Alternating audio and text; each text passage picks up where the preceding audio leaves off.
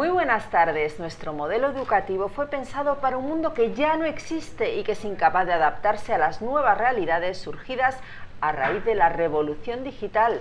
Es lo que sostiene en Educacción la economista Sonia Díez Abad, presidenta del Grupo Empresarial Horizonte Ítaca y vicepresidenta de la Federación Española de Mujeres Directivas y Empresarias, y que me acompaña hoy en plató para hablar de eso, de educación. Muy buenas tardes, Sonia. Educación, esto tiene que ir de cambios, ¿no? ¿Que son necesarios en la educación o no? ¿Grandes cambios? Son cambios porque efectivamente la educación está ahora mismo en un momento de parálisis y somos conscientes de que los 8 millones de niños que están ahora mismo escolarizados, según los indicadores de fracaso escolar, pues nos van a dar 1,5 millones de niños fracasados. Y si no hacemos nada para cambiar las cosas, pues ese será el resultado que tengamos. Con lo cual, bueno, pues de alguna manera yo suelo decir que eso es una forma de fracasar nosotros también como sistema, ¿no? Y de corrupción también, porque no hacer algo a sabiendas de que es necesario hacerlo es una forma de corrupción. ¿Por qué no hay forma de cambiar el sistema educativo y sin embargo desde que en los 80 se implementó la escuela comprensiva hemos ido viendo los resultados? Una escuela comprensiva que en Inglaterra, en Gran Bretaña, que es donde la introducen por primera vez, la deroga Tony Blair hace ya un montón de años.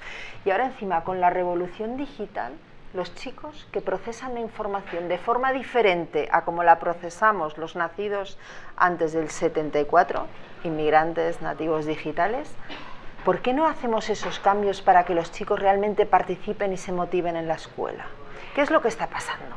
Yo creo que no podemos decir que no se realizan cambios, podemos decir que tenemos un sistema paralizado, pero si miras al horizonte de lo que está sucediendo en otros sistemas educativos, en otros países, lo cierto es que tenemos más información y más recursos que nunca, y más experiencias que están funcionando y que pueden ser referentes que nunca. La razón por la que no estamos produciendo los cambios necesarios son por los miedos paralizantes y paralizadores de cada uno de los agentes educativos. Es decir, los padres vivimos con muchos temores con respecto a las incertidumbres que el futuro nos va a traer. Los profesores son muy conscientes de que los niños que tienen en sus aulas son niños que tienen y que demandan un tipo de atenciones que ellos no siempre pueden proveer. Los directores de colegio y los administradores son conscientes de que realmente los cambios que hace falta dar requieren de un emprendizaje y de una capacidad de tomar decisiones rápidas y de una autonomía que ahora mismo no estamos cediendo espacio para que suceda. Y al final lo que está sucediendo es que todos vamos sustentándonos o sujetándonos unos a otros, culpabilizándonos de que las cosas no sucedan. Pero en realidad yo sí creo que el cambio es posible, ahora más que nunca además. ¿No crees que quizá la brecha digital a la que hacía yo alusión también tiene que ver en ese cierto inmovilismo que a lo mejor se esté produciendo en esos actores, en el profesorado, incluso en los padres, el doble ciego no ven, que los chicos ahora procesan la información de otra manera y que necesitan ese cambio? Yo creo que sí lo ven. Y la tecnología puede ser una trampa en sí misma, es decir, los colegios que tenemos ahora mismo fueron creados para sociedades que tenían familias muy grandes, estructuradas, claro, muy estructuradas, pero familias muy grandes en círculos sociales muy pequeños. Entonces los colegios, los profesores tenían que ir a abrir esos horizontes a los niños que de otra manera no podrían acceder a ello. Y ahora estamos en el proceso inverso, es decir, los chicos tienen familias muy pequeñas en un contexto muy globalizado donde tienen acceso a todo tipo de información, con lo cual no tiene sentido que sigamos yendo al colegio a proveer de contenidos o de información cuando lo que tenemos que generar son oportunidades de generar criterio, de hacer análisis crítico, de ser mejores comunicadores, de trabajar en equipo, de ser capaces de crear respuestas ante problemas que todavía no han venido y hacerlo de forma creativa. Entonces yo creo que todo eso es posible y que la tecnología lo que viene es a coadyuvar, a ayudar a que eso sea posible, pero los que tenemos que cambiar la forma de trabajar somos nosotros, los que estamos, los educadores, que estamos detrás. Hay un concepto en educación que me ha encantado, pero me parece totalmente disruptivo, ¿no?, para el sistema educativo que tenemos, y es que tú hablas de la educación en la diversidad, cuando estamos oyendo constantemente en los medios de comunicación, hablamos de la educación en la igualdad, y sin embargo con la globalización lo que tenemos que ser es distintos, ¿no?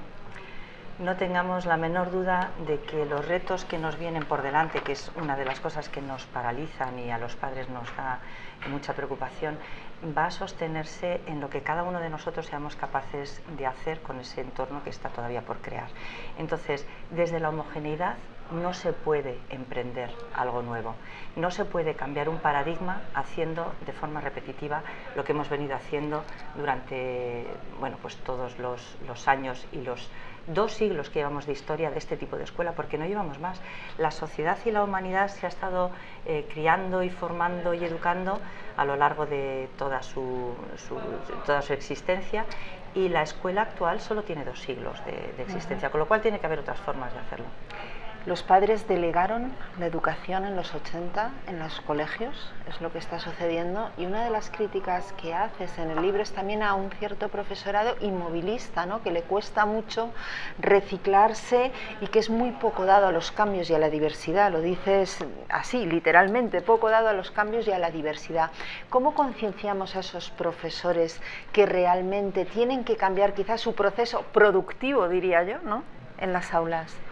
Yo creo que los profesores están concienciados y los profesores ven mejor que nadie que efectivamente estamos llegando a un fin de una etapa en la que ya su razón de ser no puede ser la de proveer de contenidos.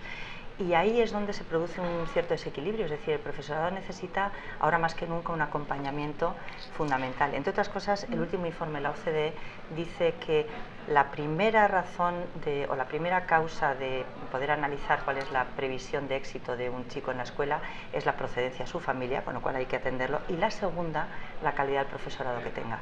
Entonces, es fundamental que seamos conscientes de que el profesor tiene que cambiar un rol que no lo va a hacer sin el acompañamiento necesario, ese acompañamiento que le tenemos que dar entre toda la sociedad, y la formación. ¿Cómo sería ese buen programa de acompañamiento?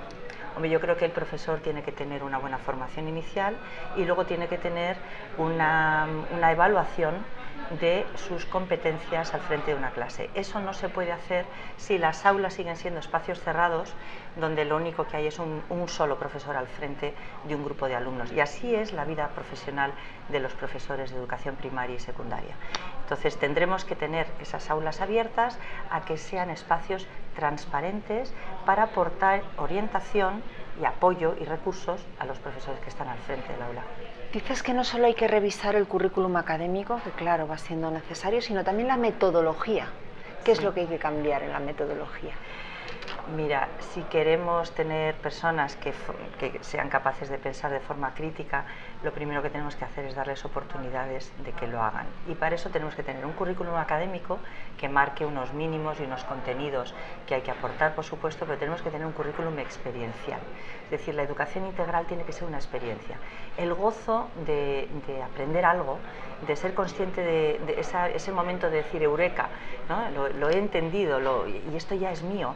Ese gozo no puede ser estandarizado, ese gozo es individual y es de cada uno de los niños o de los alumnos en general. Y eso supondría aulas mucho más pequeñas, con un menor número de alumnos, por ejemplo. No necesariamente.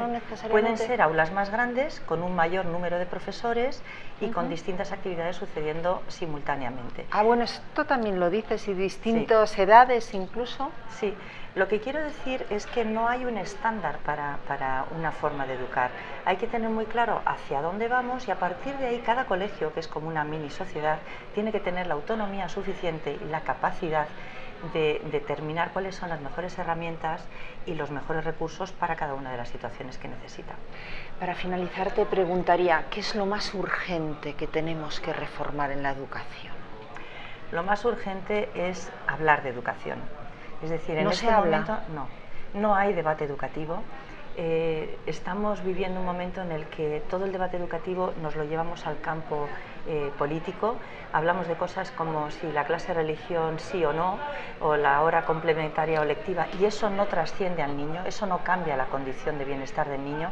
Insisto, 8 millones de niños escolarizados, 16.000 horas de su vida de forma obligatoria en las aulas, y no podemos cumplir esa promesa que les decimos que va a ser el éxito. ¿Qué nos pasa a los padres? ¿Qué pasa con los padres? Porque no hay, ese debate podría salir de los padres, ¿no? Imponerlo.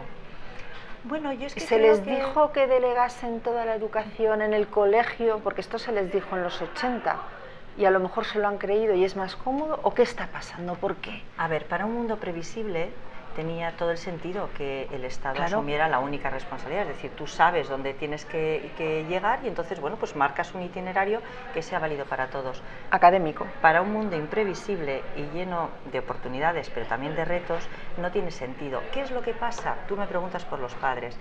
Lo que está sucediendo es que a los padres se les está llevando a un lugar que no les corresponde, que es a tener que tutelar y velar y tomar decisiones sobre cómo tienen que complementar la educación de sus hijos. Y los padres viven en el temor, en el miedo de que ese mundo, que son horizontes de incertidumbre, pues la droga, internet, el paro, etcétera, claro. bueno, pues tenga que proteger a sus hijos, que es lo que más quieren. Y los padres tienen que tener una misión fundamental y absolutamente irrenunciable, que es la de el amor. Es decir, un niño tiene que crecer en el amor y en la certeza de que no tiene que impostar ser otra persona, sino siendo él mismo es suficiente para afrontar y heredar el mundo que le corresponde, para crecer seguro.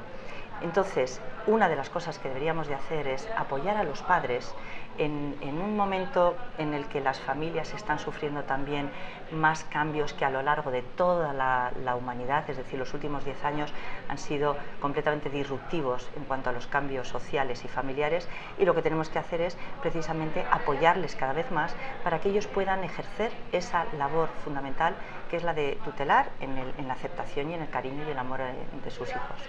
Pues Sonia, yo no sé si hay debate educativo, me dices que no, pero aquí en La Razón por lo menos lo vamos a intentar, presentando educación a nuestros espectadores. Y no sabes cómo te lo agradezco. Sí. Invitándote a hablar de educación, porque para nosotros es uno de los pilares fundamentales de la sociedad, es nuestro futuro, ¿no? Os lo agradezco muchísimo. Yo creo profundamente que estamos en el momento, porque además está empezando a surgir ya desde distintos ámbitos la necesidad de abrir ese debate educativo. El libro lo inicia José Antonio Marina diciendo: este es un libro que me hubiera gustado escribir a mí, y además es un libro benéfico, con lo cual la única razón de Educaacción es que realmente nos pongamos en pie de acción, que ya es hora. Pues pongámonos. Gracias. Muchas gracias, Sonia. Gracias a ti. Y todos ustedes, yo les recomiendo encarecidamente acercarse a la librería y por este orden comprar el libro y luego leerlo. No lo hagan al revés, porque merece la pena hablar de educación. Muy pronto, más de libros aquí en La Razón.